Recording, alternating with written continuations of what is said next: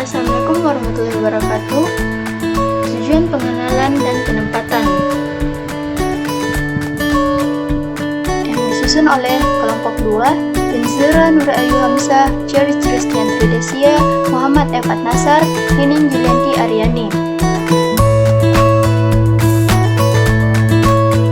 Tujuan pengenalan. Pengenalan memiliki beberapa tujuan, yaitu untuk mengenalkan tenaga kerja baru dengan ruang lingkup baru dan kegiatannya, untuk memberikan informasi yang dipandang penting tentang peraturan, kebijakan, dan ketentuan yang ditetapkan, untuk menghindari kemungkinan timbulnya kekacauan yang dihadapi oleh tenaga kerja baru atas tugas dan pekerjaan baru diserahkan kepadanya, untuk menghemat waktu, tenaga, biaya, dan memberikan pengenalan awal secara menyeluruh atas semua kegiatan, untuk memberi kesempatan kepada tenaga kerja baru untuk menanyakan kesulitan tentang tugas dan pekerjaan mereka, untuk memberikan pengertian kepada tenaga kerja baru bahwa mereka adalah salah satu tenaga kerja yang dianggap paling penting, untuk menanamkan pengertian dan keyakinan agar tenaga kerja baru merasa seperti rumahnya sendiri dan tertanam perasaan memiliki, sehingga mereka dapat bekerja dengan aman, nyaman, dan penuh loyalitas.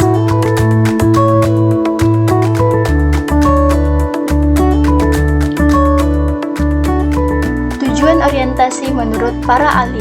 Tujuan orientasi menurut Mukijat adalah sebagai berikut: memperkenalkan pegawai baru dengan perusahaan, menghindari adanya kekacauan yang mungkin disebabkan oleh seorang pekerja baru ketika diserahi pekerjaan baru, memberikan kesempatan kepada pegawai untuk menanyakan masalah tentang pekerjaan mereka yang baru, menghemat waktu dan tenaga pegawai dengan memberitahukan kepada mereka kemana harus meminta keterangan atau bantuan dalam menyelesaikan masalah yang mungkin timbul, menerangkan peraturan dan ketentuan perusahaan sedemikian rupa sehingga pegawai baru dapat menghindari rintangan atau tindakan hukuman yang akan terjadi karena pelanggaran peraturan yang tidak mereka ketahui, memberikan pengertian kepada pegawai baru bahwa mereka adalah bagian yang penting di dalam sebuah organisasi.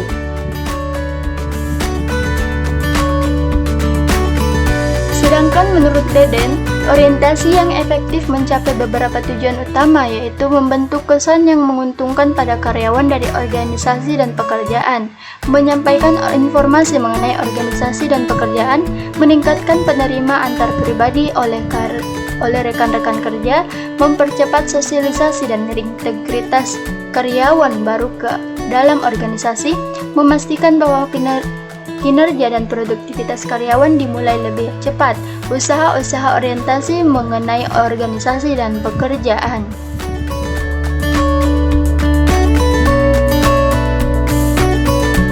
Selanjutnya yaitu penempatan. Pertama, tujuan penempatan karyawan adalah untuk menempatkan orang yang tepat dan jabatan yang sesuai dengan minat dan kemampuannya, sehingga sumber daya manusia yang ada menjadi produktif.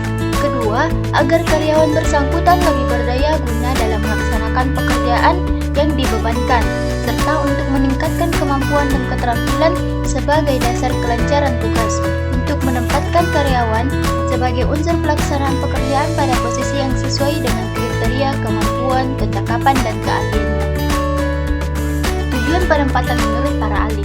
Manajer SDM menempatkan seorang karyawan atau calon karyawan dengan tujuan antara lain agar karyawan bersangkutan lebih berdaya guna dalam melaksanakan pekerjaan yang dibebankan, serta untuk meningkatkan kemampuan dan keterampilan sebagai dasar kelancaran tugas.